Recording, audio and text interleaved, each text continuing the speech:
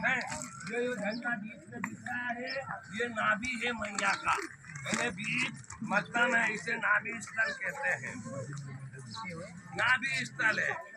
देवादिदेव महादेव ने यह वृत्रासुर राक्षस के पराजित करने के लिए झारखंड स्थान तुम्हारा दोधारा के पास, जहाँ शिव शंकर करे तपस्या, उनके शिकार कैलाश मैया अमरकंठ वाली तुम बोली भाली, तो 27,000 संवत्सर तप किया।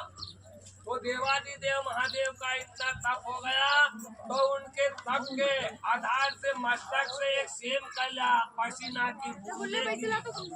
तो जैसे देवादिदेव महादेव के पसीने की सेम कला बूंद तप के द्वारे गिरी, तो मेकल पर्वत पे गिरी। बाबा बैठे हुए थे ऊंचे पर्वत पे, तो मेकल पर्वत पे वो गिरी, जिससे एक कन्या का जन्म हुआ। वो कन्या बड़ी सुंदर थी, बड़े दिव्य, सूर्य का प्रकाश भी मंदा हो गया। सारे देवताओं ने देखा ईशान कोण अमरकंठ में पूरब दिशा की ओर, बोले ये क्या चमत्कार हो रहा है। सारे देवता ऋषि मुनि गए, उन्होंने देखा तो देवादिदेव महादेव बैठे हुए हैं और उनकी गोद में एक कन्या बैठी हुई है। सब देवताओं ने स्तुति की। भगवान देवादिदेव महादेव ने अपना ध्यान खोला और अपनी गोद के ओर ऐसा ध्यान गया, तो कन्या बैठी है। हे पुत्री आप कौन हो? बाबा मैं तो इसी पर्वत से प्रकट हुई हूँ, वो चारों ओर मैंने देखा तो मुझे कोई दिखाई नहीं दिया। आप बैठे थे तो मैं आपकी गोद में आके बैठ गई हूँ, आप ही देखो मैं कौन हूँ। जब शंकर देखा हूँ धरि ध्याना, भगवान शंकर ने तीसरे नेत्र से देखा कि मेरे तप के द्वारा एक कन्या का जन्म हो गया है। तो ओम रुद्र देहाय विद्महि मेकल कर्ण का धीमहि तन्नो रेवा प्रचोदयात्। तो ये नर्मदा गायत्री हुई, रुद्र देहा से तो प्रकट हुई और मेकल पर्वत ने उनका बोझ झेला, इसलिए न रुद्र देहा विद्महि मेकल कर्ण का धीमहि तन्नो रेवा प्रचोदयात्। हे देवी, हे पुत्री, आज से तुम्हारा नाम नर्मदा होगा। देवादिदेव महादेव कह रहे हैं जैसे खलकल में गंगा और जमुना सरस्वती गोदावरी, इनसे भी पुण्यशाली मैया आप होगी। इनमें दर्शन और स्नान करने से जो पुण्य प्राप्त होंगे वो आपके दर्शन मात्र से ही हो जाएगा। हे पुत्री आप जल परिवर्तन हो जाओ, आप पूरब से पश्चिम की ओर जल रूप में धारा बन के बेहो, वो समस्त कलयुगों का पापों को हरण करना और सब प्राणियों को मोक्ष देना।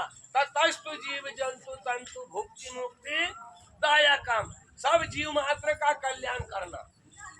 बाबा मैं जल परिवर्तन रूप में तो हो जाऊंगी, लेकिन मेरे तट पे जो पड़े हुए कंकर हैं, जो पाषाण हैं, वो सब शिव तुल हो जाए।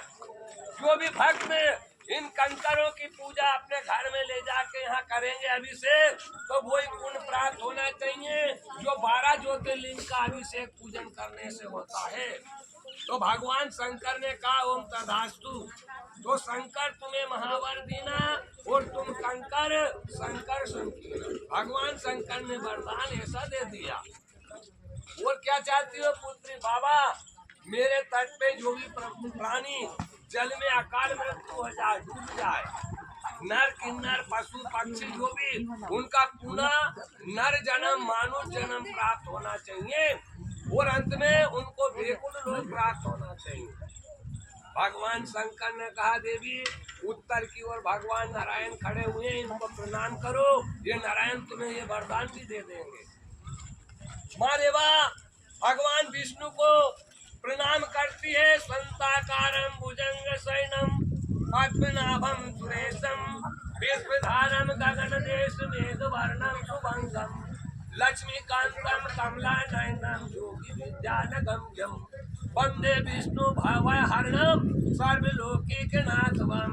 वो धर्म शेषानि पावनासि सर्वथा अभिजुदितरो संतानां पुनर्भव्यो भविष्यति।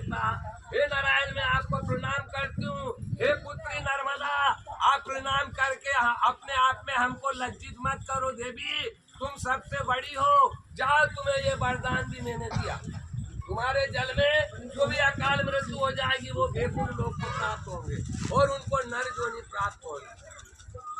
बाबा, मेरे तट पे वनस्पति वृक्षों तो बिलवाहा 10 फलानी तत्व धंतु अंतर यहाँ से भैया लक्ष्मी। मेरे तट पे दोनों तट पे वृक्ष हैं, वो भी उनके पत्र जाल उकड़ के गिर जाते, उनका भी मोक्ष होना चाहिए। भगवान ने ये वरदान भी दे दिया।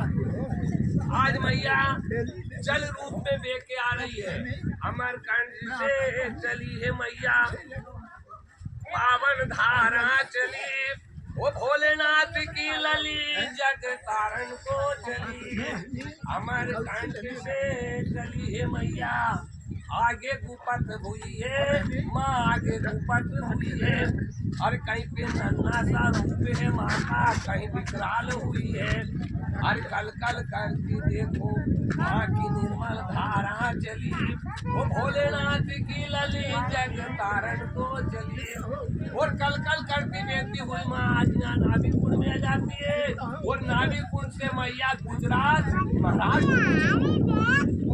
महाराष्ट्र की ओर चली, अपने भक्तों को चरणामृत और चरण का पादुका बनाने के स्थान गुजरात महाराष्ट्र की ओर चली। जैसे ही रत्ना सागर ने सुना कि सारे देवता नगाड़े बजा रहे हैं, फूल की वर्षा कर रहे हैं, तो सागर महाराज दौड़ते हुए गिर जुड़ाते हुए भरूच तक आए। भरूच है ना, भरूच तक सागर महाराज मैया में ऐसे दंडवत करते हुए दौड़ते हुए आए। आओ मैं कल सुल्तान नर्मदा, आप मेरे में मिलोगी तो मैं धन हो जाऊंगा, मेरा और तीर्थ बढ़ जाएगा।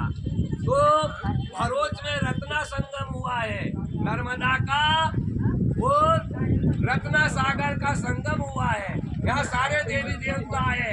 आज भी वो सागर महाराज भरूच तक आता है, आज भी आता है। हाँ।